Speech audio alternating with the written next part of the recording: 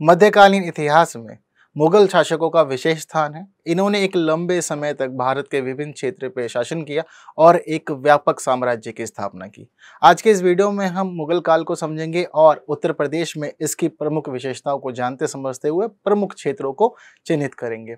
नमस्कार, मैं कुणाल आप सभी का संस्कृति पीसीएस यूट्यूब चैनल पर स्वागत करता हूँ। चलिए इसी क्रम में आगे बढ़ते हैं और सबसे पहले देखते हैं कि क्लास का क्रम क्या रहेगा। तो आज की जो हमारी वीडियो है यह मुख्यतः 3 मुगल शासकों पर रहेगी। कौन कौन से हैं ये 3 मुगल शासक? तो जो प्रारंभिक हैं उन्हीं की हम लोग सबसे पहले बात करने वाले हैं। ठीक है, तो बाबर, हुमायूं और अकबर। हालांकि हम लोग शुरुआत में जानेंगे कि कैसे कैसे भारत में मुगल काल आया।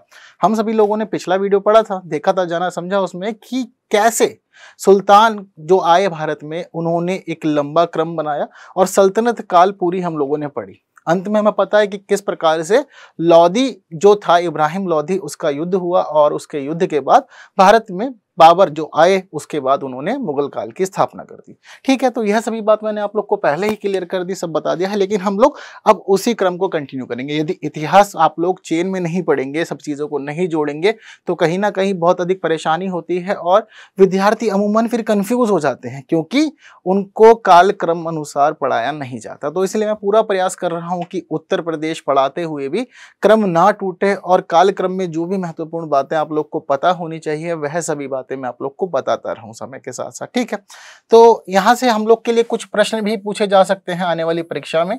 और मुगल काल हमेशा से ही महत्वपूर्ण रहा है क्योंकि हम लोग देखते हैं कि मध्यकालीन इतिहास का एक बड़ा समय जो है वह मुगल काल से संबंधित है। तो प्रश्न पूछे जाने की पूरी संभावना है इस काल से।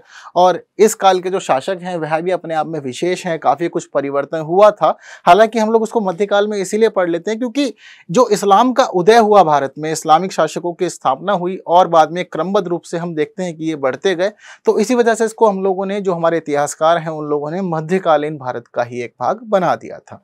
ठीक है, तो ठीक उसी प्रकार हम पढ़ रहे हैं। फिर हम देखेंगे कि एक बड़ा परिवर्तन हमें देखने को मिलेगा अंग्रेजों के समय जब वो भारत में आएंगे, तो इसीलिए उस काल को हम लोग आधुनिक भारत समझते हैं। ठीक है, तो चलिए सबसे पहले देख लेते हैं कि किस प्रकार के प्रश्न इस काल से हम लोगों से पूछे जा सकते हैं। तो प्रश्न देखिए 2 प्रकार से पूछे जा सकते हैं। पहला प्रश्न यदि पूछा जाएगा तो वह पूरे के पूरे मुगल काल से पूछा जा सकता है। वहीं दूसरा एक प्रकार का प्रश्न यह भी बन सकता है कि किसी मुगल शासक से संबंधित प्रश्न आपसे पूछ लिया जाए। ठीक है, हालांकि सबसे तो नहीं पूछेगा। जैसे कि हम लोग अगर बात करें बाबर की या फिर हम बात करें हुमायूं की, तो बहुत ही कम संभावना है कि उनसे कोई प्रश्न पूछा जाए। क्यों? क्योंकि देखिए पहली स्थिति तो ये थी कि बाबर ने साम्राज्य की स्थापना की लेकिन वह बहुत अधिक कार्य नहीं कर पाया और हमें पता लगता है कि 1526 में शासन की स्थापना करने के बाद 1530 में उसकी मृत्यु हो गई। ठीक उसी प्रकार हमें पता लगता है कि जब हुमायूं गद्दी पे आया तो उसका शासन का जो काल था वह पूरा उथल पुथल भरा रहा। बताते हैं कि वह जीवन भर लड़खड़ाता रहा। क्यों? क्योंकि भाई उसकी शुरुआत होगी शासन की, गद्दी संभालेगा, लेकिन उसके बाद फिर शेरशाह से उसकी जो है लड़ाई शुरू हो जाएंगी, वह हार जाएगा, वह उसको शासन से बाहर निकाल देगा। फिर उसके बाद हम लोग देखते हैं कि बीच का लगभग एक 15 वर्षों का जो काल है यह मुख्य रूप से सूर्यवंश से संबंध हो जाता है। फिर उसके बाद जब मुख्य स्थापना होती है वापस से हुमायूं की भारत में, तो हमें पता लगता है कि जो आता है वह 1555 में गद्दी पे बैठता है और 1556 में उसकी मृत्यु हो जाती है। तो कहीं ना कहीं वह बहुत अधिक काम नहीं कर पाए, लड़खड़ाते रहे। हालांकि आयोग है और प्रश्न पूछना चाहे तो वो कहीं से कुछ भी पूछ सकता है, इसलिए कुछ बातें हम लोग जरूर करेंगे क्या कर रहा। लेकिन अगर हम बात करें अकबर की, तो अकबर का अपने आप में एक खास काल है। जनरली हम लोग समझे तो लगभग 50 वर्षों तक इसने शासन किया। अब 50 वर्षों का शासन अपने आप में खास है और नीतियां इसकी, इसके द्वारा लड़े गए युद्ध, इसके द्वारा जनता के लिए किए गए कार्य, इसके द्वारा किए गए सांस्कृतिक कार्य और इसके अलावा इसकी प्रशासनिक नीतियां और इसका दरबार, हर एक अपने आप में खास पहलुओं को समाये हुए हैं। अनेक विविधताएं और बहुत सारी बातें इसके काल में देखने को मिलती हैं। अब जनरली क्या होता है कि बहुत सारे लोग प्रायोरिटी देते हैं, जैसे कि हम लोग को जो पढ़ाया जाता है, हम लोग को हमेशा से यही पढ़ाया जाता है कि मुगल काल के 2 शासक प्रमुख थे। पहला जो प्रमुख शासक मानते हैं हम लोग अकबर को मान लेते हैं। ठीक है, वहीं हम लोग जो दूसरा शासक मानते हैं वह किसको मानते हैं? औरंगजेब को। अब इसके पीछे एक बहुत बड़ा कारण है, लेकिन वो बड़ा कारण हमें आप लोग को बताएंगे। लेकिन कैसे बताएंगे? हम इन प्रश्नों को देख लेने का। पहले प्रश्न समझ लेते तो पता लग रहा है कि पहला प्रश्न कह रहा है कि मुगल कालीन उत्तर प्रदेश में प्रशासनिक व्यवस्था का उल्लेख करना है। ठीक है, तो प्रशासनिक व्यवस्था का उल्लेख आपसे पूछा जा सकता है क्योंकि एक बड़ा परिवर्तन हमें यहाँ देखने को मिला और उत्तर प्रदेश को शामिल कर रहा है, तो इस प्रकार का प्रश्न ही आपसे पूछा जाएगा। हालांकि अकबर ने भी जो मुख्य कार्य किए वह उत्तर प्रदेश में ही किए थे, तो इसीलिए अकबर के काल से भी प्रश्न इस प्रकार का बन सकता है और इस काल की विशेषताओं को पूछा जा सकता है। तो दोनों ही प्रश्न महत्वपूर्ण है, हालांकि आप लोग के लिए जरूरी है कि आप लोग इनके ब्रीफ नोट्स बना लीजिए ताकि बुलेट फॉर्म में इजी टू रिवाइज रहे आपके लिए। ठीक है, तो एक बार हम लोग नजर डालते हैं कि कौन कौन से शासक जो है हमें पढ़ने को रहेंगे इस पूरे के पूरे काल में, मुगल काल के अंदर। तो मुख्य जो मुगल शासक हैं उनकी संख्या भाई 6 रहती है। ठीक है, कौन कौन से हैं तो पता लगता है कि बाबर, क्योंकि भाई आपने स्थापना करी भारत में। हुमायूं को हम जो पढ़ते हैं उन्हें हम 2 काल में पढ़ते हैं। क्यों? क्योंकि मैंने आप लोग को अभी यहाँ पर यही बताया था कि भारत में जिस प्रकार से सूर्यवंश की स्थापना होती है तो हुमायूं को सल्तनत से बाहर खदेड़ दिया जाता है, जिस वजह से यह प्रयास करता है बाद में और 1555 में वापस से स्थापित हो जाता है। लेकिन अगर हम समय समझे तो पता लग रहा है कि इसने मुख्य रूप से जो काल शासन है इसका, यह शासनकाल पहले 10 वर्ष और बाद में सिर्फ 1 वर्ष का है। तो बहुत अधिक मौके नहीं मिलेंगे इसको मुगलों के लिए काम करने के। ठीक है, फिर इसका हमें पता लगता है कि अगला जो शासक है मुख्य है, जिसको हम लोग अकबर के रूप में जानते हैं। अकबर का मुगल काल में बहुत ही महत्वपूर्ण स्थान है, साथ साथ मध्यकालीन इतिहास में भी। क्यों? क्योंकि भाई एक बड़ा रीजन है इसका शासनकाल। आप इसके टर्म को समझिए, आपको पता लगेगा कि भाई यह लगभग 50 वर्षों तक गद्दी पे रहे। अब ऐसी स्थिति में कोई व्यक्ति 50 वर्षों तक एक गद्दी पे बैठा हुआ है तो क्या आप उसके द्वारा किए गए कार्यों को नकार सकते हैं? नहीं। अगर हम समझे तो पता लगता है कि अगर शासक अच्छा नहीं होगा तो तख्ता पलट हो सकता है। अब ऐसी स्थिति में आप देख रहे हैं कि इतने लंबे समय तक व्यक्ति बैठा हुआ है तो कुछ ना कुछ काम तो वो जरूर कर रहा था। हालांकि अकबर को इतिहास के अच्छे शासकों में गिना जाता है, जैसा कि हम लोग पढ़ते हैं। ठीक है, तो यह वही व्यक्ति है जिसने लंबे समय तक शासन किया, बहुत सारे कार्य किए, तो उपलब्धियां अनेकों अनेक हो गई और यह अपने आप में खास हो गए। इसके बाद हमें पता लगता है कि जहांगीर ने शासन किया। तो जहांगीर का जो शासन था 1605 में शुरू हुआ, अकबर के बाद 1627 तक, यानी कि लगभग हमें पता लगता है कि आप 21-22 साल तक गद्दी पर रहे। ठीक, उसके बाद में शाहजहां आए। शाहजहां ने भी ठीक ठाक शासन किया। इसके बाद में हम लोग देखते हैं कि औरंगजेब को एक विशेष शासक माना जाता है, विशेष बादशाह माना जाता है इस काल का। और औरंगजेब और अकबर में एक समानता यह है कि दोनों का शासनकाल लगभग 50 वर्षों का ही था। 50 वर्षों में आप कुछ ना कुछ तो करेंगे। जैसे कि हम लोग आज देखते हैं कि बीजेपी सरकार चल रही है, वर्तमान में मोदी लोकप्रियता हासिल किए हुए हैं और भारत के प्रधानमंत्री बने हुए हैं। तो फिलहाल तो भाई व्यवस्था उन्हीं की है, सरकार उन्हीं की है। लेकिन अब क्या होता है कि कांग्रेस भी अपने कामों को गिनाती है, तो कहीं ना कहीं हमें लगता है कि यहाँ पे कुछ गलत नहीं है। अगर आप रहे हैं 70 सालों में तो एक तरफ विपक्ष कहता है कि 70 सालों तक आपने क्या किया, 70 साल तक या 65 साल तक जो भी इनका काल था, तो कहते हैं कि भाई आपने क्या किया। तो वहां पे बताते हैं हम लोग उपलब्धि है कि कैसे हम लोगों ने युद्ध का सामना किया डट करके, भारत में हरित क्रांति लागू की, अनेक राज्यों को लाभ मिला। उसके बाद हम लोगों ने 1991 में LPG को अपनाया, वैश्वीकरण स्वीकार किया, निजीकरण स्वीकार किया, उदारीकरण स्वीकार किया। तो ऐसी स्थिति में आपकी उपलब्धियां अपने आप ही बहुत सारी हो जाएंगी। ठीक है ना, तो आप बहुत सारे काम आपने जो किए उनको हम नकार नहीं सकते, क्योंकि उस समय भारत की व्यवस्था अलग थी, भारत की परिस्थितियां अलग थी, समाज अलग था, आर्थिक स्थिति अलग थी, आज की अलग है। तो पूरी तरह से हम बॉयकॉट नहीं करेंगे। तो वही स्थिति इनके साथ में होती है। आपको लंबे समय तक शासन करने का मौका मिला, तो इस दौरान आपकी जो नीतियां थी, आपका जो काल था, आपके जो लोग थे, आपकी जो व्यवस्था थी, उसके डायमेंशन लगातार बढ़ते चले गए। बहुत सारे डायमेंशन हो गए जो हमें इस काल में देखने पढ़ने को मिल ही जाते हैं। ठीक है, तो यह पूरा का पूरा वीडियो हम लोग का इस प्रकार रहेगा। हालांकि आज का वीडियो हम लोग का अभी पार्ट 1 ही है, तो ऐसी स्थिति में हम लोग अभी क्या कर रहे हैं, अकबर तक पढ़ेंगे। ठीक है, ताकि वीडियो हम लोग का जो है ना बहुत अधिक लंबा ना हो जाए, एक ठीक ठाक रहे इसकी समय अवधि। ओके, क्योंकि आप लोग को भी और काम रहते हैं, लेकिन पढ़ना भी रहता है, तो ज्ञान भी चलता रहना चाहिए और बाकी काम भी। हमें पता लग रहा है कि सबसे पहले बाबर आए। ठीक है, अब देखिए कोई भी भारत में आएगा तो कुछ ना कुछ एक क्रम रहा होगा। मैं आप लोग को हमेशा से ये समझाता हूँ, बार बार समझाता हूँ, और आप लोग एक पॉइंट भूल जाते हैं समझते हुए कि कोई भी काम रातों रात नहीं होगा, अचानक से नहीं होगा। अगर बाबर भी भारत में आया है तो बिल्कुल अचानक से नहीं आया, धीरे धीरे आया होगा। धीरे धीरे कैसे आया तो बताते हैं कि पहले यह मध्य एशिया में हुआ करता था, बाद में इसने 1504 में अपनी सल्तनत स्थापित की थी काबुल में, और यह काबुल पर शासन कर रहा था।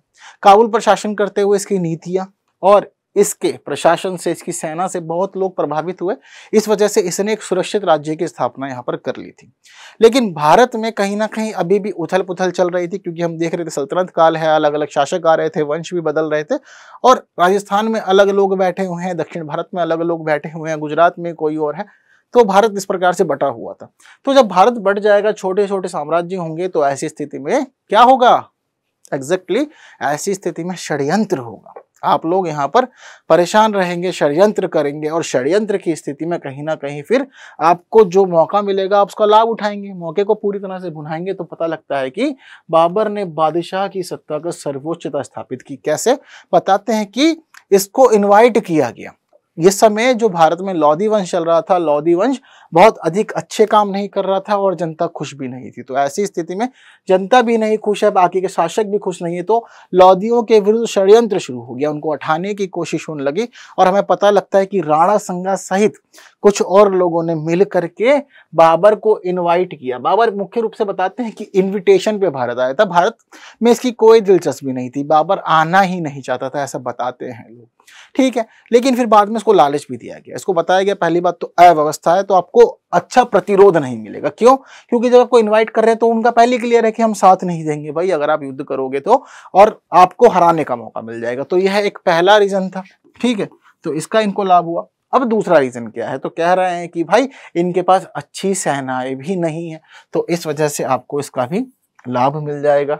ठीक है, तीसरी बात यह है कि भाई जनता भी अधिक संतुष्ट नहीं है, तो जनता भी अधिक समर्थन नहीं देगी। कहीं ना कहीं आपको लाभ मिलेगा। और इनको बोला गया कि जब आप भारत में आएंगे तो आपको अच्छी धन दौलत संपदा मिलेगी, ऐसी चीजें मिलेगी जो आपको काबुल में नहीं मिल पा रही होगी, और आप अपनी सत्ता को हस्तांतरित कर सकते हैं काबुल से भारत में। अब देख लीजिए क्या विकल्प है, और आपको पूरा साम्राज्य बनाने का, आपको बादशाह बनाने का मौका दिया जा रहा है। हम लोग ऐसा नहीं है कि आपको बुलाएंगे, आपका प्रयोग करेंगे, फिर खुद गद्दी पे बैठेंगे, ऐसा इनको समझाया गया। तो कुछ समय बाद फिर बाबर को यह बात समझ आई कि बात तो आप ठीक कह रहे हैं।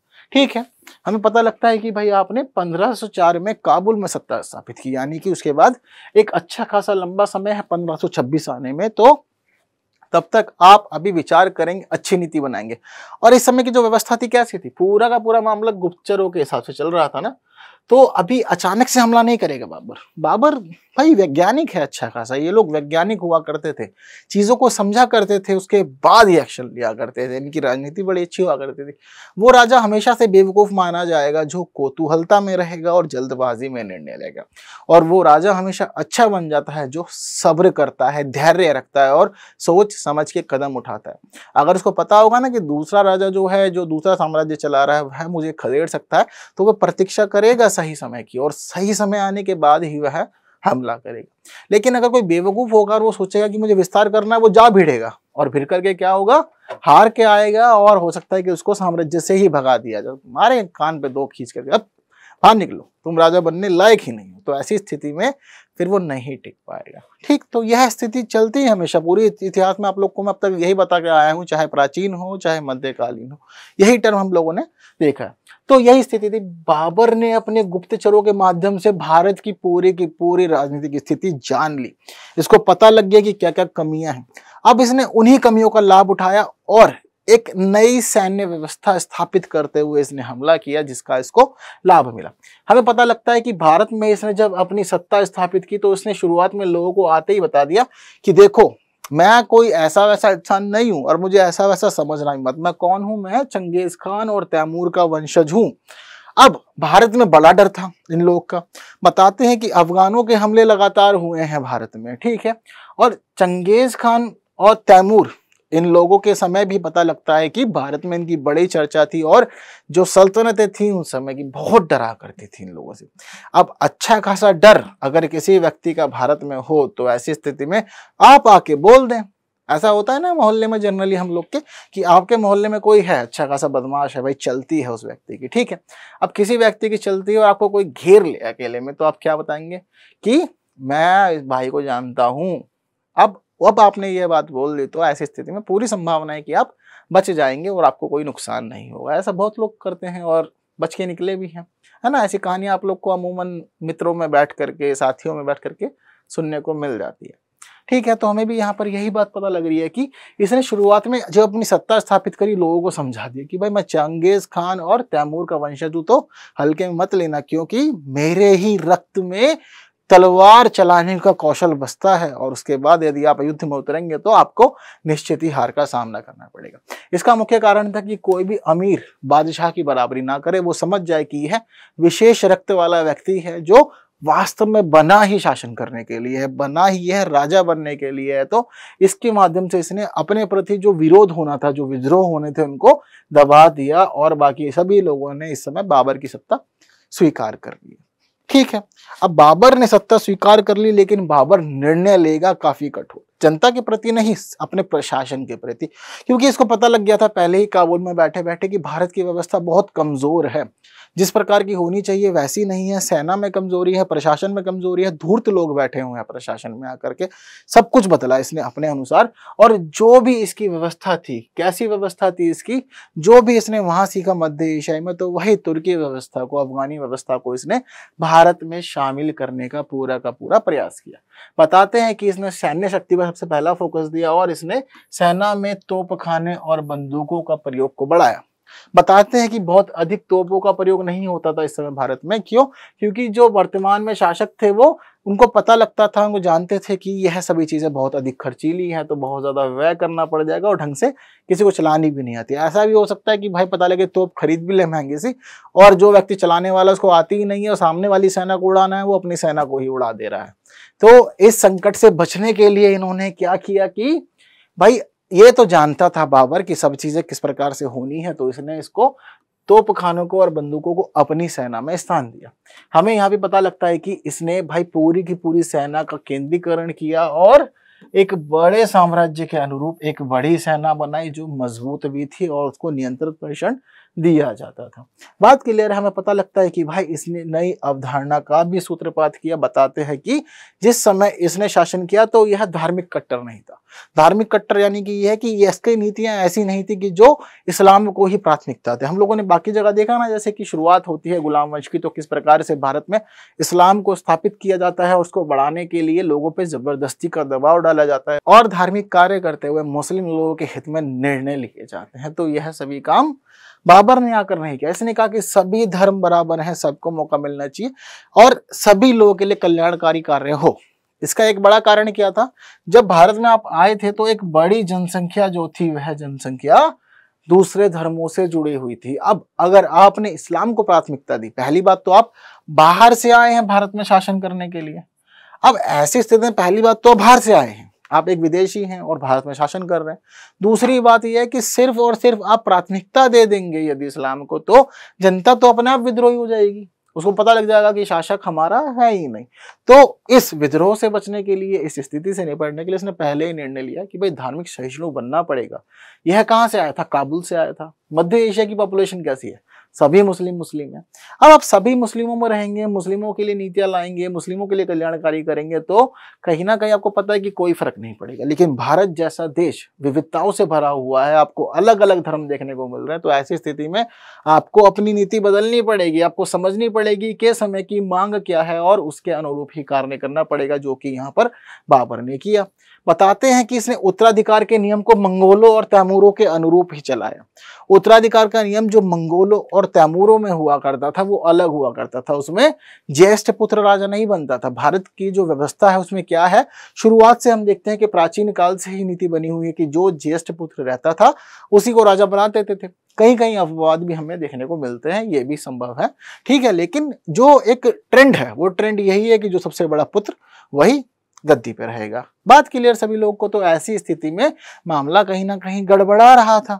लेकिन अब इन्होंने क्या किया, जब बाबर आया तो इसने उत्तराधिकार का नियम बदल दिया। इसने सभी को मौका दिया, कहा कि सभी बराबर हैं। तो ऐसी स्थिति में जो ज्येष्ठ पुत्र के पास अधिकार होता था और ज्येष्ठ पुत्र को गद्दी देने की वजह से जो विद्रोह होते थे ना, इन्होंने वो विद्रोह भी दबा दिए। अब नीतियां अलग थी। अगर राजा कहेगा कि भाई मेरा जो ज्येष्ठ पुत्र है, मैं अपने ज्येष्ठ पुत्र को ही राजा बनाऊंगा, तो बाकी तो विद्रोही हो जाएंगे, तो उसके बाद षड्यंत्र की स्थिति शुरू हो जाएगी और वो कोशिश करेंगे कि दूसरा हटे। लेकिन फिर ये आपस में भी लड़ मरेंगे, क्योंकि सभी चाहते हैं कि मैं ही राजा बनूं। यार वर्तमान में जो आजकल गठबंधन की स्थिति चल रही है ना मोदी सरकार के विरुद्ध, वो कुछ ऐसी ही है। जितने लोग शामिल है गठबंधन में, हर व्यक्ति चाहता है कि मैं प्रधानमंत्री बनूं। तो बाद में पता लगता है कि थोड़े दिन में आप खुद देखिएगा कि कितना ज्यादा इसमें इंटरेस्ट आएगा और कैसे ये लोग आपस में एक दूसरे के ही विरोधी हो जाएंगे, एक दूसरे पे ब्लेम डालते हुए गठबंधन छोड़ेंगे और फिर सब अलग अलग से अपनी अपनी नाव चलाना शुरू करेंगे। ठीक है, ऐसा ही होगा। तो बिल्कुल ऐसा होता था उस समय, एक के खिलाफ शुरुआत में विद्रोह करेंगे, बाद में आपस में ही लड़ जाते थे। ठीक है, तो यही सभी चीज हमें देखने को मिली कि इन्होंने नीतियां बदली और नीतियां बदलते हुए इन्होंने क्या किया कि सभी को समान अधिकार दिए और योग्यता को प्राथमिकता दी इन्होंने, है ना। जरूरी थोड़ी है कि राजा का पुत्र राजा हो, है ना, या राजा का ज्येष्ठ पुत्र राजा हो। कई बार ऐसा होता है कि उसके दूसरे पुत्र या तीसरे पुत्र में अधिक गुण हैं एक राजा बनने के, तो क्यों उसको ना बनाया जाए राजा, है ना। तो यही चीज इन्होंने समझी और इसी को इन्होंने प्राथमिकता देते हुए आगे बढ़ाने का कार्य भी किया। जब हम आगे बढ़ते हैं हमें पता लगती है कुछ बातें 1526 में हुए पानीपत के प्रथम युद्ध की। ठीक है, दिल्ली के सुल्तान इब्राहिम लोदी से यह युद्ध हुआ था, बाबर ने लड़ा था, उसके बाद ही भारत में सभी चीजें आई। ठीक है, तो अकबर का नेचर हमें पता लगा कि अकबर वास्तव में कैसा था, उसकी क्या क्या नीतियां थी, वो किन चीजों को अपने जीवन में स्वीकार किया था जिस वजह से भारत में वह एक साम्राज्य को स्थापित करने में संभव हुआ। हालांकि शासन उसका अधिक समय तक नहीं रहा, मात्र 4 वर्षों के बाद ही उसकी मृत्यु हो गई, लेकिन भारत में आना अपने आप में एक बड़ी बात है। इसके संबंध में जानकारी हमें मुख्य रूप से बाबरनामा में मिल जाती है क्योंकि इसके जीवन से संबंधित यह एक महत्वपूर्ण कृति है। ठीक है, तो सोर्सेज जो है आप लोग नोट डाउन करते रहिए, जैसे काल के अनुसार चलेगा। इस काल के जितने भी महत्वपूर्ण पुरातात्विक सोर्स हैं, यानी कि जो भी इन्होंने कार्य किए थे भवन निर्माण के या जो भी इनकी कला वगैरह है, उन सभी को मैं पहले ही दूसरे वीडियोस में बता चुका हूं बहुत ही ज्यादा अच्छे से। ठीक है, तो अभी हम लोग सिर्फ नीतियों वगैरह की ही बात करेंगे, प्रशासन की बात करेंगे, लेकिन इनके द्वारा कराए गए जो महत्वपूर्ण सांस्कृतिक कार्य थे वो पिछली वीडियो में है। आर्ट एंड कल्चर वाले प्लेलिस्ट को ओपन कीजिए, वहां आपको सब मिलेगा और बढ़िया अच्छे से आपको सब कुछ समझने का मौका मिलेगा। ठीक है, तो यहाँ पर हम लोग क्यों बार बार डिस्कस करें जब पहले ही डिस्कस कर चुके हैं, हम लोग बाकी बातें यहाँ करेंगे। ठीक है, तो यहाँ पर पता लगता है कि जैसे मैंने आप लोग को बताया था कि बाबर खुद नहीं आया था, एक आमंत्रण के माध्यम से आया था। तो बताते हैं कि पंजाब में सूबेदार हुआ करते थे दौलत खां लोधी और आलम खां, इन दोनों ने मिलकर के योजना बनाई। इनकी योजना में शामिल हुआ राणा सांगा। ठीक है, कहाँ पे, राजस्थान से। इन तीनों ने मिलजुल करके इनवाइट किया बाबर को, तो बाबर ने उसके बाद परिस्थिति को समझा, कैसे कैसे समझा जैसा भी बताया, तब भारत पे हमला किया था। ठीक है, बताते हैं कि बाबर ऐसा व्यक्ति था जिसने अपनी युद्ध शैली के अंदर तुलगामा युद्ध पद्धति को शामिल किया था। अब आप सोचेंगे कि तुलगामा युद्ध पद्धति क्या होता है, नाम नया नया सा है, अब बहुत लोगों के लिए नया हो सकता है नाम। ठीक है, तो तुलगामा युद्ध पद्धति का मतलब यह है कि अपनी सेना को पूरी तरह से एक ही जगह पे संगठित नहीं करना, यह होता है तुलगामा पद्धति। मतलब लड़ाई करेंगे, संगठित नहीं कर रहे हैं। तो क्या कर रहे हैं जरा आप लोग स्थिति समझिए। तो हम लोग यहाँ पर कार्य यह करेंगे कि जो हमारी बड़ी सेना है उसको हम लोग छोटे छोटे खंडों में विभाजित करेंगे और विभाजित करने के बाद इनको अलग अलग दिशा पर जिम्मेदारी दे देंगे कि आप अलग अलग जगह पर मोर्चा संभालिए। और इससे हमें जो विरोधी सेना है ना हमारी, जब वो आएगी तो उसको घेरने में मदद मिलेगी और बहुत ईजी हो जाएगा उसको हराना। तो इसको कहते हैं तुलगामा पद्धति। शुरुआत में इसी को ही इन्होंने लागू किया और इसके माध्यम से काफी ज्यादा इसको सफलता प्राप्त हुई। साथ साथ में बताते हैं कि तुलगामा युद्ध पद्धति के अलावा इसने तोपों को सजाने के लिए उस्मानी विधि का प्रयोग किया। उस्मानी विधि क्या होती थी, 2 गाड़ियां उसके बीच में एक तोप, 2 गाड़ियां उसके बीच में एक तोप। इससे मदद मिलती यह थी कि तोपों को ज्यादा हिलना डुलना नहीं पड़ता था, मतलब इतना स्पेस इनको नहीं मिल पाता था, तो रोकने के लिए अच्छी जगह हो जाती थी और अच्छे से सटीक निशाने लगाए जा पाते थे। ठीक है, तो यह बाबर की विजय के लिए एक प्रमुख उत्तरदायी कारण है। कई बार आप लोगों से पूछ लेता है कि भाई कौन कौन से रीजनेबल फैक्टर्स थे जिसकी वजह से ये लोग भारत में आ सके और जीत सके। जैसे कि आप लोग को मैं क्रमिक रूप से बताता हुआ है उनकी कैसे सल्तनत आई भारत में ना, कैसे शुरुआत में गुलाम वंश की स्थापना हुई, क्या क्या उत्तरदायी कारण थे। तो ठीक इसी प्रकार यह एक प्रमुख उत्तरदायी कारण था बाबर के लिए। ठीक है, जब हम लोग आगे देखते हैं तो हमें पता लगता है कि पानीपत के प्रथम युद्ध में उस्ताद अली और मुस्तफा खां 2 प्रमुख व्यक्ति थे। इन लोग को जिम्मेदारी दी गई थी बाबर के तोपखानों की, है ना।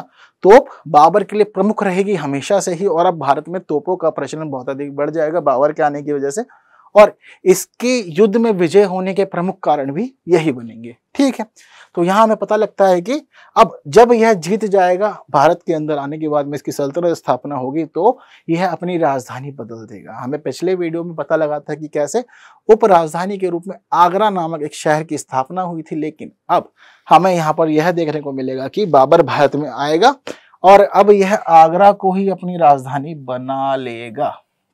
यानी कि अब राजधानी कौन, आगरा। भारत में राजनीति का केंद्र कौन, आगरा। समझ रहे हैं कि समय बदलते बदलते जगह का महत्व बदल जा रहा है। अब कन्नौज को कोई नहीं पूछ रहा, कोई नहीं पूछ रहा मगध को, कोई नहीं पूछ रहा पाटलिपुत्र को। अब महत्व किसका हो गया, आगरा का। अब दिल्ली का महत्व भी यहाँ से डाउन हो जाएगा, महत्वपूर्ण क्षेत्र रहेगा लेकिन इसी साम्राज्य के अंदर, और राजधानी नहीं रहेगा। यह प्रमुख बात है। ठीक है, तो अब पूरे के पूरे उत्तर भारत में जो राजनीति चलेगी वो सब आगरा के आसपास चलेगी। कई प्रमुख कारण थे आगरा को राजधानी बनाने के, जैसे कि जो पश्चिम से आक्रमण हो रहे थे कहीं ना कहीं आप एक अच्छा डिस्टेंस मेंटेन कर पा रहे थे। ऐसा नहीं होता था कि तुरंत अचानक किसी ने आक्रमण किया और तुरंत राजधानी तक पहुंच गया, समय लेगा वो व्यक्ति अब आपके राजधानी तक पहुंचने में। ठीक है, हम लोग अब आज भी पता है कि लगभग काफी दूर पड़ती है हमारी पश्चिमी सीमा से आगरा की भूमि। ठीक है, तो हम लोग आगे बढ़ते हैं तो हमें पता लगता है यहाँ पर मार्च 1527 में एक और युद्ध लड़ा। किसने? बाबर ने युद्ध लड़ा। इस युद्ध को क्या कहते हैं? खानवा का युद्ध। किसके साथ हुआ? बाबर ने युद्ध लड़ा था राणा संगा के साथ, यहाँ पर विजय प्राप्त की।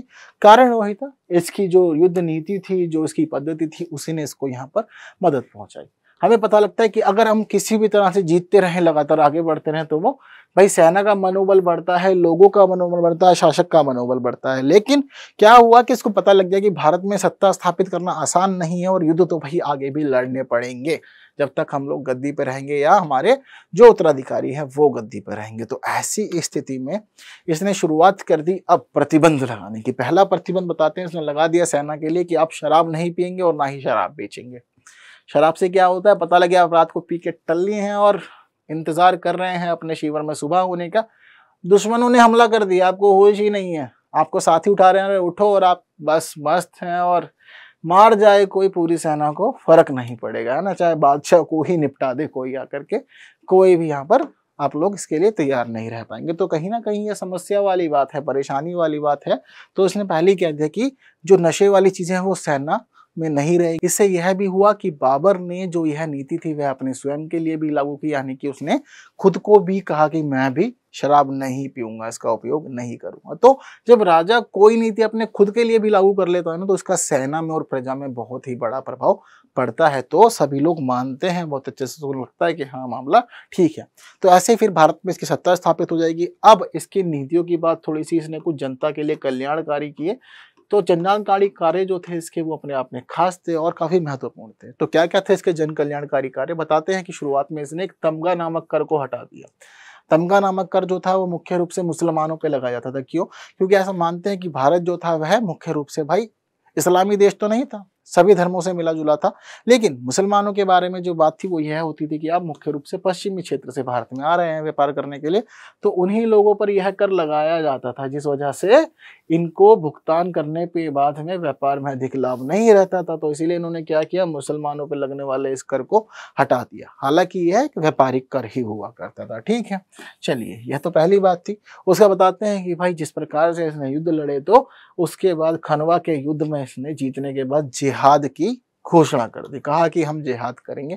जिहाद का मतलब कोई धार्मिक बात नहीं, जिहाद का मतलब है कि अपने रण कौशल को बढ़ाना, सेना को अच्छे से तैयार करना और युद्ध के लिए हमेशा तैयार रहना, यह इसने यहाँ पर घोषणा कर दी थी। बताते हैं कि भाई युद्ध जीत गया तो इसने अपने आप को गाजी की उपाधि दी।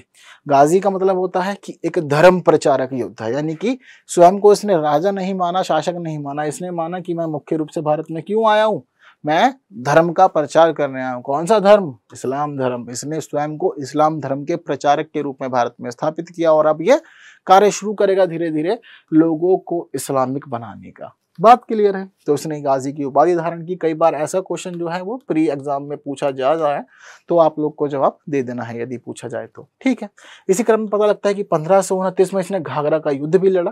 बंगाल और बिहार के संयुक्त सेना को इसने इसमें हरा दिया था। बात क्लियर है? तो यह भी इसका महत्वपूर्ण युद्ध है। इसके अलावा एक और युद्ध है इसका, चंदेरी का युद्ध। यह भी महत्वपूर्ण है, चंदेरी वाला भी कई बार पूछ लिया जाता है, तो आप लोग को पता होना चाहिए। तो पहले पानीपत लड़ा, फिर उसके बाद खनवा, खनवा के बाद चंदेरी, फिर उसके बाद में घाघरा। सीक्वेंस इसका जनरली यही रहता है। बात क्लियर है सारी सब लोग को? हालांकि इसको समय अधिक नहीं मिला, तो ना तो इसके नाम पे बहुत अधिक युद्ध है और ना ही बहुत अधिक कार्य है। हालांकि जो भी यह अपने 4 वर्षों के कार्यकाल में कर सकता था वह सब कुछ करने का इसने पूरा प्रयास किया है। ठीक है, तो उसके बाद अब आ जाएंगे इनके कौन? शहजादे। कौन है इनके शहजादे? तो नाम आप सभी लोग को पता है, हुमायूं साहब है। तो इनके शहजादे अब व्यवस्था संभालेंगे और जिंदगी भर उथल पुथल चलेगी, भागदौड़ बहुत है इनके जीवन में। कैसे है भागदौड़? बताते हैं कि 1530 में जब बाबर की मृत्यु हुई तो भाई इनका राज्याभिषेक हुआ और इनको आगरा का बना दिया गया बादशाह। ठीक है, टर्म अलग अलग है, सभी कालों में हम लोग देखते हैं, तो टर्म भी आप लोग को याद रखनी कैसे कैसे बदल रही है। फिलहाल हम लोग मुख्य रूप से सारा मध्यकालीन इतिहास पढ़ रहे हैं, तो यहाँ पर जो टर्म चल रही है वह टर्म चल रही है सुल्तान या फिर बादशाह। यहाँ हमें यह भी पता लग रहा है कि अफगान अभी भी इन लोगों के लिए एक प्रमुख शत्रु बने हुए हैं और मानेंगे नहीं, और हुमायूं के सामने भी आएंगे और हुमायूं से भी लड़ेंगे। ऐसी स्थिति हमें देखने को मिलेगी। तो हुमायूं से ये लोग लड़े थे, हालांकि हुमायूं ने इनको मार के भगा दिया, इनको युद्ध में हरा दिया था। ये इसकी प्रमुख उपलब्धि थी, लेकिन बाद में पता लगेगा कि कितना ज्यादा ये खुद परेशान हो जाएगा। ठीक, तो बताते हैं कि इसी बीच जौनपुर, लखनऊ और मानिकपुर पर भाई आक्रमण हुए। किसने किए थे? महमूद लोदी ने। तो बताते हैं कि जब आक्रमण हुआ तो ऐसी स्थिति में इन लोग की आपस में लड़ाई हुई, और आपस में की लड़ाई होने के बाद में भाई हुमायूं यहाँ पर विजयी हुआ था। और हुमायूं इसमें विजयी होने के बाद इसने एक नए शहर की स्थापना की, जिस शहर को इसने नाम दिया था दीनपन्हा।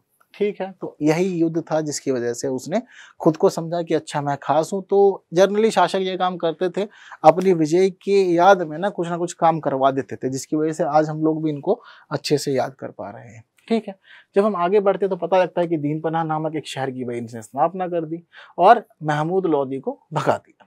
ठीक है, आगे हम बढ़ते हैं तो पता लगता है कि भाई अब हुमायूं के लिए समय जो है वह अब काल चक्र दोष शुरू हो जाएगा। इसके जीवन में अब दोष आ जाएंगे। कैसे दोष आ जाएंगे? फिर ग्रह ठीक नहीं रहेंगे, शनि की 7.5 शुरू हो जाएगी, मंगल भी भारी हो जाएगा। क्यों? क्योंकि अब भारत में नजर पड़ जाएगी शेर खान की। शेर खान कौन है? तो थोड़ा सा आप लोग को इसका हिस्ट्री पढ़ने को मिलता है सूर्यवंश के अंदर। पता लगता है कि बचपन में इनका नाम फरीद था, लेकिन बाद में जिसके अधीन यह रह रहे थे, जिस राजा की सेवा में थे, इन्होंने उसके बच्चे को शेर से बचाया था, जिस वजह से राजा ने इन्हें शेर खां की उपाधि दी थी। पहले वाला समय कितना अच्छा हुआ करता था ना भाई, आपने कुछ भी काम किया तो आपको एक नया नाम मिल गया और उस नाम से फिर आप जीवन चला रहे हैं। जैसे कि हम लोग इतिहास में पढ़ते हैं शेर शाह सूरी, पर बहुत सारे लोग ध्यान नहीं देते इस तरफ की बचपन का नाम क्या था, कैसे कैसे पूरा क्रम बना। अब आज के समय में आपके बस की है तो आप नाम बदल के दिखा दीजिए। भारत सरकार के नियम इतने हैं ना कि आप नाम नहीं बदल सकते, आधार कार्ड में नाम नहीं बदल सकते, जीवन में तो फिर बात ही क्या है। ठीक है, तो बताते हैं कि बचपन का नाम इनका फरीद था, लेकिन राजा के बच्चे को शेर से बचाया था तो उसने ही उपाधि दी शेर खान की।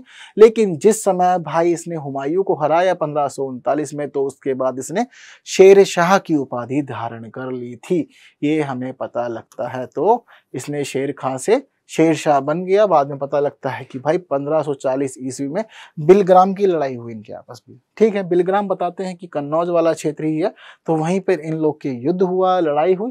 जैसे कि 2 युद्ध थे इस समय, ठीक है ना। जो 1540 वाला युद्ध है यह बताते हैं कि कन्नौज वाले क्षेत्र में हुआ था जनरली, लेकिन 1539 वाला जो युद्ध है यह बताते हैं कि जो चौसा नामक जगह थी, इसको हम लोग अभी बक्सर के रूप में जानते हैं। तो इन दोनों क्षेत्रों पर इन लोगों ने लड़ाइयाँ लड़ी। दोनों ही युद्धों में कौन जीता? दोनों ही युद्ध में जीता शेर शाह सूरी।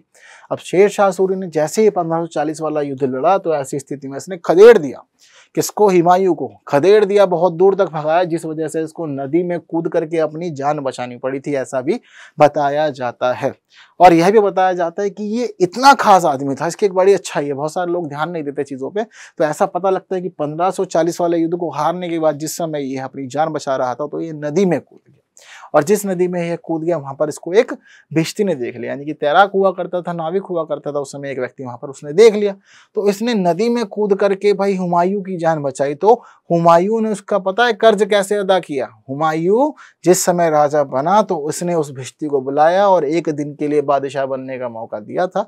इस प्रकार से उसने इसका कर्ज उतारा था, इसीलिए इसको इंसान कामिल के रूप में भी जाना जाता है। कहते हैं कि भाई ये पूरा मनुष्य था, पूरे इंसान वाले जो गुण होने चाहिए ना वास्तव में थे इसके अंदर। एक मानवतावादी व्यक्ति था ये, और लोगों में भेदभाव नहीं करता था कभी। ठीक है, तो अब क्या हुआ? मामला गड़बड़ा गया।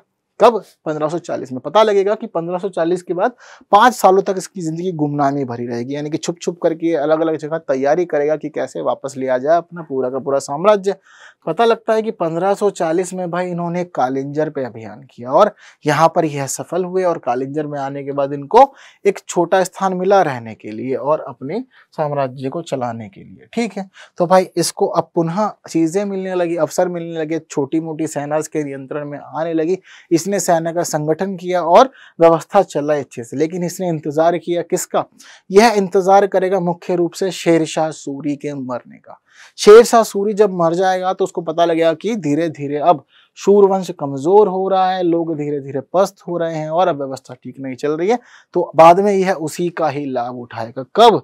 अभी पता लगेगा हमें कि 1555 तक इसको परेशान रहना पड़ेगा। 1555 में इसको पता लगेगा कि अब सूर्यवंश कमजोर है और उस पर हमला किया जा सकता है, तो इसी स्थिति का यह लाभ उठाएगा और सूर्यवंश पे फिर हमला कर देगा और यह जो पूरा इसका हमला होगा यह इसके पक्ष में जाएगा, युद्ध जीतेगा और युद्ध जीतने के बाद फिर वापस से यह भारत में आगरा पर अपने पूरे के पूरे साम्राज्य को, बादशाहत को स्थापित करेगा। तो इसीलिए बताते हैं कि अबुल फजल ने अपने वृतांत के अंदर जो भी बातें उसने भारत के शासन के बारे में लिखी है, तो बताते हैं कि उसने हुमायूं को इंसान कामिल यानी कि कहा है कि आप संपूर्ण व्यक्ति हैं, संपूर्ण मनुष्य हैं, आप में सारे गुण हैं।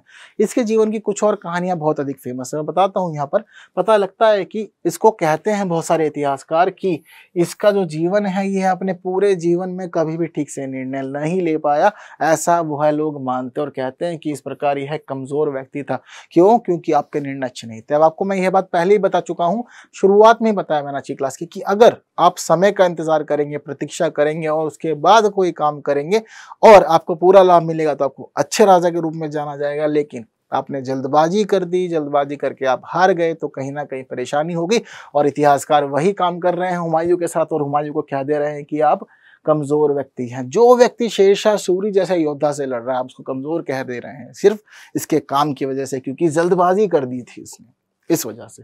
हालांकि हमें एक जगह पर जो लेन पुल का एक कथन है उसमें पता लगता है कि उसने कहा है कि हुमायूं जिंदगी भर लड़खड़ाता रहा और इसको इसने रिलेट किया है इसके जिंदगी के अंतिम पलों से। कहते हैं कि अंतिम पलों में यह दीनपना में एक लाइब्रेरी थी, उस लाइब्रेरी से उतर रहा था, उतरते उसके पैर लड़खड़ाए और इसकी मृत्यु हो गई, ऐसा बताते हैं। तो उसी से इसको रिलेट कर देता है। वो कहता है कि हुमायूं का जीवन ऐसा था, यह जिंदगी भर लड़खड़ाया और लड़खड़ाते हुए ही इसकी मृत्यु हो गई, यह यहाँ पर पता लगता है। ठीक है, लेकिन अबुल फजल क्या कहता है कि हुमायूं एक ऐसा व्यक्ति था जिसमें बहुत सारे गुण थे। यह न्यायप्रिय था, यह रहमदिल था, अच्छा योद्धा था और नेक इंसान था। इसकी नेकी की कहानी में हमें पता लगता है कि एक रानी थी, उस रानी ने इसको इनवाइट किया था राखी भेज करके कि आप मुझे युद्ध में मदद कीजिए, तो यह वहां तक भी चला गया था और उसकी इसने मदद की थी। ठीक है, तो कहते हैं कि भाई जैसे ही यह अपनी गद्दी पे बैठा, यह भी इसकी एक खास बात बताते हैं कि यार दिल बहुत अच्छा था, रहम दिल था। कहते हैं कि जब ये वापस आया, उसको गद्दी दोबारा मिली, तो गद्दी पे बैठने के बाद इसने क्या काम किया, अपने पूरे के पूरे साम्राज्य का विभाजन कर दिया। अब युद्ध वुद्ध भी लड़ रहे हैं आप, व्यवस्था भी संभाल रहे हैं, लेकिन आप अपने घर वाले लोगों की बात भी सुन रहे हैं, सोच रहे हैं उनके बारे में भी। तो गद्दी में बैठ के इसके बारे में बताते हैं कि जैसे ही सिंहासन पर बैठा तो इसने अपने पूरे साम्राज्य को अपने भाइयों में विभाजित कर दिया, उनको भी क्षेत्र दिया ताकि उनको ना लगे कि वे इससे नीचे हैं। तो बताते हैं कि इसने अपने भाइयों की मदद की, पर इसके भाइयों का इसको साथ कभी भी नहीं मिला जिंदगी भर, जिसकी वजह से इसको परेशान होता ना पड़ा। हालांकि यह भी बताते हैं कि पूरे के पूरे मुगल वंश के अंदर यह एक ऐसा शासक था जिसने ऐसा काम किया था और अपने भाइयों में अपने साम्राज्य का विभाजन किया था। क्योंकि कोई शासक क्यों ही करेगा ना, क्यों ही वो जाएगा कि मैं अपने शासन को बांटूं और छोटा करूं, कोई नहीं चाहता, क्योंकि वापस से बाद में जीतना पड़ेगा। और ऐसा भी हो सकता है कि उनको कोई आके हरा दे, फिर वापस उसे लड़के लेना पड़ेगा, तो कहीं ना कहीं गड़बड़ थी। ठीक है, तो यहाँ पर कहानी बताते हैं कि भाई एक राजमाता कर्णवती थी मेवाड़ में, तो उसने बहादुर शाह के युद्ध से बचने के लिए राखी भेजी थी हुमायूं को, जिसके कारण हुमायूं चला गया और युद्ध में भाग लिया था इसने। ठीक है, तो वही सारी बातें महत्वपूर्ण है जो आप लोग को मैंने सारी बातें यहाँ पे बता दी है। ठीक, हालांकि हमें यहाँ पर यही पता लगता है कि सिंहासन में बैठने के बाद इसको कई छोटे छोटे युद्ध अलग अलग जगह लड़ने पड़े, जैसे कलिंग में, दौरिया में, चुनारगढ़ में, मच्छीवाड़ा में, सरहिंद में, अलग अलग जगह में युद्ध लड़े, लेकिन इसको जीत हासिल हुई। तो बताते हैं कि रण कौशल ऐसा भी नहीं बहुत ज्यादा बुरा था, कभी कभी परिस्थितियां हमारा साथ नहीं देती, जिस कारण शेरशाह सूरी के सामने नहीं टिक पाया और 2 बार हार का सामना पड़ा इसको, लेकिन उस सबके बावजूद चीजें अच्छी थी और अनेक युद्ध उसने जीते अपने जीवन में। बात क्लियर है। और 1556 में जनवरी के महीने में इसकी दीनपनाह की सीढ़ियों से गिर करके, यानी कि वहां पे एक पुस्तकालय था, लाइब्रेरी थी, वहां की सीढ़ियों से गिर करके इसकी मृत्यु हो गई है, हमें पता लगता है। ठीक है, इतनी बात सभी को क्लियर है। एक और बात हमें यहाँ पता लगती है कि भाई जिस समय इसकी मृत्यु हुई तो इसका जो पुत्र था उसकी आयु, यानी कि अकबर की आयु मात्र 13 वर्ष थी। तो ऐसी स्थिति में भाई यहाँ पर राजत्व तो चल रहा था, तो सब लोग यही मानते थे कि राजा का बेटा राजा बने, और फिर हमारी भावनाएं जुड़ जाती है। अब अचानक से हमारा राजा मर गया तो हम चाहते थे कि उसका पुत्र गद्दी पे बैठे, लेकिन अब 13 वर्ष की आयु में कौन ही योग्य होता है और कौन ही शासक बन जाता है। लेकिन अकबर के साथ ऐसी हुआ, अकबर को शासक बनाया गया 13 वर्ष की आयु में, लेकिन यह संरक्षण में था। किसके? 2 लोगों के। बताते हैं कि एक तो इसको अपनी माता का संरक्षण प्राप्त था, वहीं दूसरा व्यक्ति था बैरम खां। बैरम खां अच्छा योद्धा था, हालांकि वह साम्राज्य के प्रति निष्ठावान था, इसीलिए उसने गद्दी खुद नहीं संभाली। बताते हैं कि उसने अकबर को सारा रण कौशल, सारे स्किल्स जो भी थे वह सब सिखाए और उसके साथ साथ वह आगे बढ़ा और तभी चीजें अकबर ने सीखी।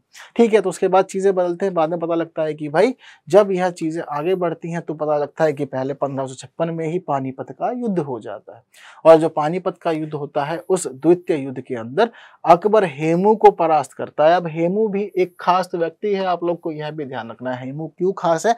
क्योंकि हेमू ऐसा व्यक्ति है जिसने विक्रमादित्य की उपाधि धारण की थी। ठीक है, अब आप लोग सोचेंगे कि तो खास क्या है हेमू में? विक्रमादित्य की उपाधि तो बहुत लोगों ने धारण की, लेकिन आप लोग को बता दूं कि यह विक्रमादित्य की उपाधि धारण करने वाला भारत का अंतिम व्यक्ति था और 14वां राजा था। इसके बाद अब कोई भी विक्रमादित्य की उपाधि धारण नहीं करेगा। तो यदि पूछा जाए जवाब कर दीजिएगा। ठीक है, बात क्लियर है? ओके, तो यहाँ पर इसने हेमू को हरा दिया। आगे हमको पता लग रहा है कि भाई उसकी सेना ने 1559 में ग्वालियर में, ठीक है, 1560 में जौनपुर, 1561 में मालवा और उसके बाद में साथ साथ चुनार में इसने अनेक अभियान किए और सभी अभियानों में विजय प्राप्त की, सारे के सारे किलों पे अपना कब्जा जमा लिया। अब देखिए बैरम खान के नियंत्रण में काम चल रहा है, आपका रण कौशल बढ़ाया जा रहा है और उसके बाद आपके साथ साथ युद्ध लड़े जा रहे हैं और जीत मिल रही है। तो क्रेडिट कहाँ चला जा रहा है? क्रेडिट दे दे रहे हैं हम लोग अकबर को, और यहीं से सीखते हुए अकबर सभी चीजों को अपने जीवन में अप्लाई करेगा और इसी के आधार पर पूरे के पूरे अपने आगे के साम्राज्य को और शासन को बढ़ाएगा।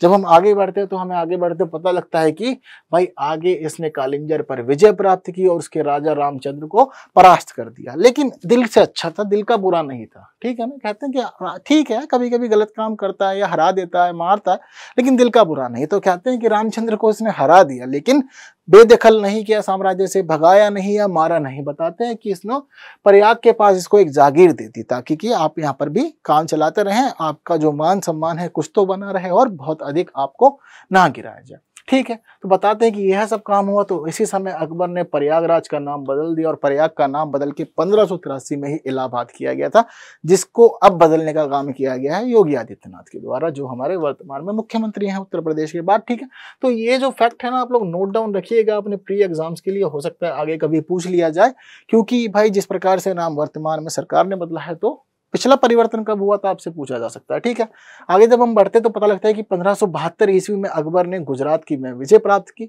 क्यों की थी? पता लगता है कि भाई युद्ध हुआ था गुजरात की सेना के साथ और यह विजय इसके जीवन में बहुत अधिक महत्वपूर्ण थी। इसीलिए जैसे ही ये गुजरात से जीत के वापस आए तो शेख सलीम चिश्ती के प्रति इनकी आस्था बहुत अधिक थी, तो उनके प्रति जो आस्था थी उसी को उन्होंने आगे बढ़ाया और इन्होंने आगरा के पास एक शहर बसा दिया, जिस शहर को आज हम लोग फतेहपुर सीकरी के रूप में जानते हैं। एक बड़ा और अच्छा खासा शहर है, मुगल कालीन शहर है और इंडो इस्लामिक वास्तुकला के हमें अलग अलग वहां नमूने देखने को मिल जाते हैं। ठीक है, तो पता लग रहा है कि बाद में इसने अकबर ने लाल किला बनवाया आगरा में, साथ साथ इलाहाबाद और लाहौर में भी कहीं किले बनवाया। अब आप एक बात देखिए कि आप शासन कर रहे हैं उत्तर प्रदेश में रह करके और आप लाहौर में किला बनवा दे रहे हैं, यानी कि आपके साम्राज्य की सीमाएं बड़ी दूर तक फैली हुई थी और एक बड़ा शासन आपके साम्राज्य में स्थापित था। ठीक है, हम लोग आगे बढ़ते हैं तो अकबर के बारे में पता लगता है कि इसके पास 9 रत्न थे। 9 रत्नों में 2 बीरबल और टोडरमल उत्तर प्रदेश के ही थे। बीरबल का जन्म कालपी में हुआ था उत्तर प्रदेश के, जिसको हम लोग जालौन के रूप में आज जानते हैं। साथ साथ बताते हैं कि यह मुख्य उपाधियों से सुशोभित किया गया था अकबर के द्वारा। अकबर इनको राजा कहते थे, राजा बीरबल और कविराज बीरबल, और इनकी कहानियां तो प्रसिद्ध है, हम लोग सुनते ही रहते हैं। लेकिन टोडरमल का जन्म भी लखनऊ में हुआ था, महत्वपूर्ण व्यक्ति हैं और बताते हैं कि क्षत्रिय परिवार संबंधित थे और अनेक नीतियों को इन्होंने व्यवस्था में लागू करने का काम किया। कहते हैं कि पहले ये गुजरात में दीवान और फिर उसके बाद में प्रधानमंत्री के पद पे नियुक्त है। बाद में बताते हैं कि इनको दीवान अशरफ का पद दिया गया और टोडरमल ने यहाँ पे महत्वपूर्ण भूमि सुधार लागू किए, जिसने आगे वाले समय में मुगल साम्राज्य को महत्वपूर्ण रेवेन्यू प्रदान भी किया था। ठीक है, आगे बढ़ते पता लग रहा है कि भाई अकबर की नीतियों में सहिष्णुता बहुत थी, जो हम जनरली पढ़ते हैं, आप सभी धर्मों के प्रति सम्मान दिखाएंगे। ठीक, तो कैसे कैसे काम हुआ, कहते हैं कि अगस्त 1563 में अकबर ने तीर्थ यात्रा कर को समाप्त कर दिया, यानी कि कोई भी तीर्थ यात्रा पे जाएगा तो कर नहीं देगा, चाहे वह हिंदू हो या फिर मुस्लिम हो। ठीक है, साथ साथ ये बताते हैं कि भाई गैर मुस्लिमों पे लगने वाले जजिया कर को भी समाप्त कर दिया था। कब? 1564 में। यह कर मुख्य रूप से गैर मुस्लिम लोगों से वसूल किया था। बाद में हमें पता लगता है कि औरंगजेब इस कर को लगा देता है और जनता से यह कर वसूलता है, क्योंकि औरंगजेब मुख्य रूप से एक कट्टर इस्लामिक शासक था, ऐसा हम लोग पढ़ते हैं। ठीक है, तो बताते हैं कि अकबर चाहता था कि सभी धर्मों में सामंजस्य रहे और सभी लोग मिलजुल कर रहे, इसलिए उसने सुलह कुल करवाया, यानी कि एक ऐसी नीति, एक ऐसी व्यवस्था बनाई कि सभी लोगों को साथ में जोड़ने का कार्य यहाँ पर किया जाता था। ठीक है, इसी के क्रम में पता लगता है कि उसने 1582 ईस्वी में दीन ए इलाही, या इसको तौहीद ए इलाही कहते हैं, उसकी स्थापना कर दी। यह मुख्य रूप से एक राजकीय धर्म था। ठीक है, तो दीन ए इलाही नाम का इसने एक धर्म स्थापित किया। हालांकि जो उसका धर्म था वह सुलह कुल के अनुरूप था, यानी कि सभी लोग समान हैं, सभी धर्मों के लोग समान हैं, कोई भी अलग नहीं है हमारे से। ठीक है, ऐसा हम लोग को इसमें देखने को मिलता है, और सभी धर्म के जो भी महत्वपूर्ण व्यक्ति थे उनको यहाँ पर इन्होंने स्थान दिया था। ठीक है, तो बताते हैं कि अकबर ऐसा व्यक्ति था जिसने दीन ए इलाही नामक धर्म को स्वीकार किया था अपने साम्राज्य में, और ऐसा कार्य करने वाला यह पहला और अंतिम शासक था, यानी कि इसके जो उत्तराधिकारी आएंगे उनको दीन ए इलाही में कोई दिलचस्पी नहीं रहेगी। सभी धर्मों में विश्वास था, इसीलिए इसने राजपूतों को भी साथ लिया और वैवाहिक संबंध स्थापित किए। ठीक, और कभी इनके साथ में आगे युद्ध नहीं लड़ा। बात क्लियर है। अब जब औरंगजेब आएगा तो इनके प्रति विपरीत नीति अपनाएगा और राजपूतों से बहुत सारे युद्ध करता है वो। आगे पता लगता है कि भाई अकबर ने मनसबदारी व्यवस्था भी शुरू की। अभी दीन ए इलाही सुलह कुल के बारे में पढ़ रहे थे, तो मनसबदारी व्यवस्था शुरू की थी इसने अपनी सेना के लिए, और सेना को संगठित करने का कार्य इसने किया था। तो बताते हैं कि इसने मनसबदारी व्यवस्था में दशमलव पद्धति को आधार बनाया अपना, और साथ साथ मुगल मनसबदारी प्रणाली मुख्य रूप से मंगोलिया से, यानी कि मध्य एशिया वाले क्षेत्र से ली गई थी। बात क्लियर है। तो आगे जब हम बढ़ते तो हमें इन्हीं के बारे में कुछ खास बातें पता लगती हैं, दीन ए इलाही के बारे में और मनसबदारी के बारे में भी पढ़ेंगे। तो कुछ बातें दीन ए इलाही की, जैसे कि यह अकबर का धर्म था। ठीक है, तो उसमें धर्म और दर्शन के बारे में बात की गई थी, क्योंकि अकबर की मुख्य रुचि धर्म में हुआ करती थी और इन सभी चीजों को यह तवज्जो दिया करता था उस समय। बात क्लियर है। तो सुलह कुल की इसने नीति अपनाई, जिसका अर्थ था सभी के लिए शांति, यानी कि सब मिलजुल कर रहें, आपस में लड़ाई झगड़े ना करें, और सभी धर्म समान हैं, इसलिए दूसरे के धर्म के प्रति भी सम्मान कीजिए। तो इसी को आगे बढ़ाते हुए इसने फतेहपुर सीकरी में 1575 में एक इबादत खाना बनवाया। हालांकि इबादत खाना का मतलब है कि सभी धर्म के लोग आ सकते हैं और जुड़ सकते हैं। ठीक है, ऐसा नहीं था कि किसी एक खास धर्म के लिए यह कार्यक्रम हो। और यहाँ पर इबादत खाने में इसने सभी धर्म के विद्वानों को साथ लिया और उनसे विचार विमर्श किया, धार्मिक मूल्यों को जाना समझा, और सभी के लिए उन्हीं के अनुरूप कार्य करना इसने उचित समझा। ठीक है, तो आगे हमें पता लगता है कि अकबर मानता था कि ईश्वर एक है, हालांकि उसके नाम अलग अलग हैं। ठीक है, तो यह दैवीय एकेश्वरवाद में विश्वास करता था, जिसके आधार पर इसकी नीति चल रही थी। इसने कभी जोर जबरदस्ती नहीं की लोगों के साथ में कि वे इसकी दीन ए इलाही की नीति को अपनाए। कहता था आपको ठीक लगता है, अच्छा लगता है तो ठीक है, आप स्वीकार कीजिए, अदरवाइज कोई बात नहीं, ये व्यवस्था में है उन्हीं लोगों के लिए जो इच्छुक है इसके प्रति। ठीक है, हालांकि इसने अपने धर्म के लिए कोई खास किताब नहीं चलाई है ना। जनरली हम लोग देखते हैं ना कि भाई अलग अलग धर्म आए तो किताबें चल गई या उन्होंने पवित्र स्थान बनाने शुरू किए, ऐसा अकबर ने कुछ नहीं किया था। तो हमें लगता है कि शायद ये प्रमुख कारण है जिसकी वजह से दीन ए इलाही नहीं बन पाया, आगे नहीं बढ़ पाया। वरना हमें पता लगता है कि बहुत सारे लोग आज ऐसे हैं जो दीन ए इलाही को ही स्वीकार किए हुए हैं अपने जीवन में। ठीक है, हालांकि पता लगता है कि अकबर स्वयं रविवार का दिन निर्धारित कर चुका था, जिस दिन वह दीन ए इलाही में शामिल हुए नए व्यक्तियों को इसकी सदस्यता दिलवाता था, उनको यह धर्म स्वीकार करवाता था, और एक मंत्र भी देता था जिसको शास्त्र कहा जाता था इस समय। ठीक है, बताते हैं कि अबुल फजल, फैजी और बीरबल सभी प्रमुख व्यक्ति थे जिन्होंने दीन ए इलाही धर्म को स्वीकार कर लिया था। ठीक, ऐसे इसने मनसबदारी व्यवस्था की। यह सैन्य की व्यवस्था थी इसकी। तो सेना में क्या किया, बताते हैं कि मंगोल प्रशासन पर आधारित व्यवस्था थी। तो सरकारी अधिकारियों को दी जाने वाली यह एक श्रेणी मात्र थी। इसमें जात और सवार नामक व्यवस्था रहती थी। जात मतलब सैनिकों की संख्या, और सवार मतलब जो घोड़े पर रहा करते थे। ठीक है, तो वही सब बात है जिससे इनकी सेना की तनख्वाह और राजस्व के क्षेत्र का निर्धारण किया जाता था, वहां से राजस्व लिया जाता था, और सेना के लिए जो भी धन होता था और जो मुख्य मनसबदार है वह अपनी आय प्राप्त करता था। ठीक है, तो यह सभी काम होते थे। हालांकि यह जो व्यवस्था थी यह वंशानुगत नहीं थी, यानी कि ऐसा नहीं कि एक को मिल गई तो आगे उसी के आधार पर चलेगी, उसका पुत्र आगे बढ़ेगा, नहीं। आपको पदोन्नति भी देंगे, अवनति भी देंगे, और हो सका तो बर्खास्त भी कर देंगे यदि आप ठीक से काम नहीं करेंगे, ऐसा इसमें मामला किया गया था, पूरा का पूरा निर्धारित अकबर के द्वारा। तो 3 प्रकार के मनसब होते थे, जैसे कि अगर आपको 500 से कम जोत मिली हुई है तो मनसबदार कहलाओगे, 5000 से 2500 के बीच में है तो अमीर, और 2500 से अधिक है तो अमीर उम्दा आप कहलाएंगे। हालांकि बाद में जहांगीर ने व्यवस्था को बदला और सेना की एक नई व्यवस्था शुरू की जिसको 2 अस्पा सिंह अस्पा के रूप में जाना जाता था। ठीक है, आगे हमें पता लगता है कि आज के इस वीडियो में इतनी ही बात थी और सभी महत्वपूर्ण बात हम लोगों ने कर ली है, जान ली है, समझ ली है। तो इसी वजह से एक लंबा वीडियो हम लोग का अभी यही बन गया है, काफ़ी सारी बातें जान ली हैं। तो बचे हुए मुगल शासक अगली वीडियो में पढ़ेंगे, उनके कार्य और नीतियों को आगे हम लोग जानते रहेंगे, ऐसे ही रोज़ पढ़ेंगे। तो बने रहें इस चैनल पे और बाकी साथियों के साथ में भी अपने वीडियो को शेयर करें ताकि वे लोग भी पढ़ सकें और मेंस रेडी हो सकें। तो वीडियो को लाइक करना ना भूलें और अगले वीडियो में जल्द मिलते हैं। Thank you so much.